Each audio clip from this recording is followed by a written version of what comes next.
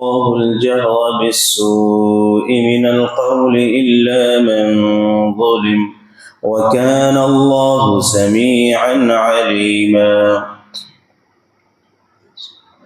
یہ سورہ نساء کی آیت نمبر 148 ہے۔ اللہ تبارک و تعالی نے ان دو آیتوں میں آیت نمبر 148 اور آیت نمبر 149 میں معاشرے سے ظلم کے ختم کرنے کا ایک الہی اور خدائی ضابطہ بیان فرمایا ہے، اور یہ جو ضابطہ ہے یہ دنیاوی قوانین سے تھوڑا مختلف ہے، اس لیے کہ اللہ تبارک و تعالی نے ان دو آیتوں کے اندر یہ بات بیان فرمائی ہے کہ جس شخص کے اوپر ظلم ہو، جو مظلوم بنے، اس شخص کو اس کی بھی اجازت ہے کہ وہ اپنے ظلم کی شکایت کرے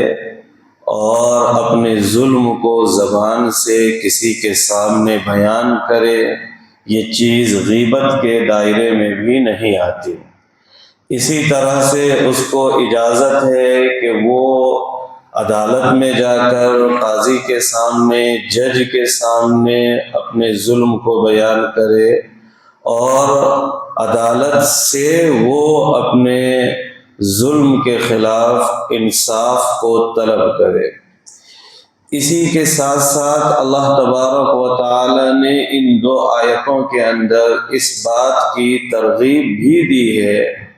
کہ اگر یہ مظلوم ظالم کو معاف کر دے تو یہ اس سے بھی بہتر ہے۔ اللہ تبارک و تعالی نے بدلہ لینے کی بھی اجازت دی اور معاف کرنے کی بھی ترغیب دی۔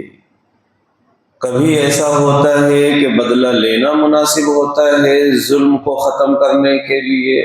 اور بسا اوقات ایسا ہوتا ہے کہ معاف کرنا بہتر ہوتا ہے، اس لیے کہ ہمیشہ بدلہ لینا یہ مناسب نہیں ہوتا۔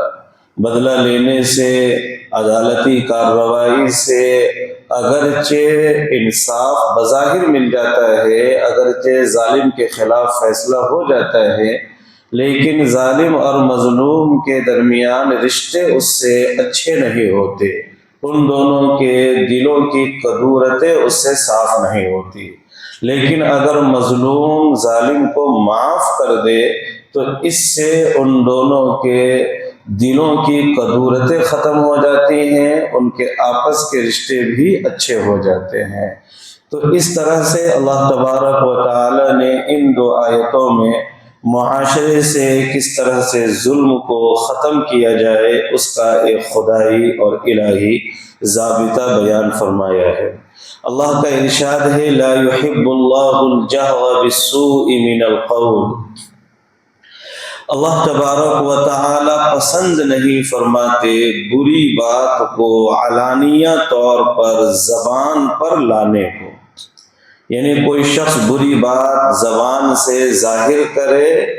اللہ تبارک و تعالی اس کو پسند نہیں فرماتے۔ بری بات کا مطلب ہے کسی کی برائی کرنا، تو عام طور پر جو برائی ہے وہ غیبت ہوتی ہے، اور غیبت کرنا کسی کی یہ جائز نہیں ہے۔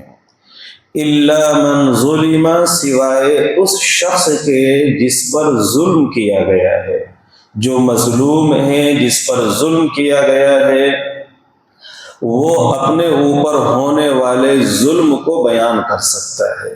وہ ظالم کے ظلم کو بیان کر سکتا ہے۔ ظالم نے اس کے ساتھ جو زیادتی کی ہے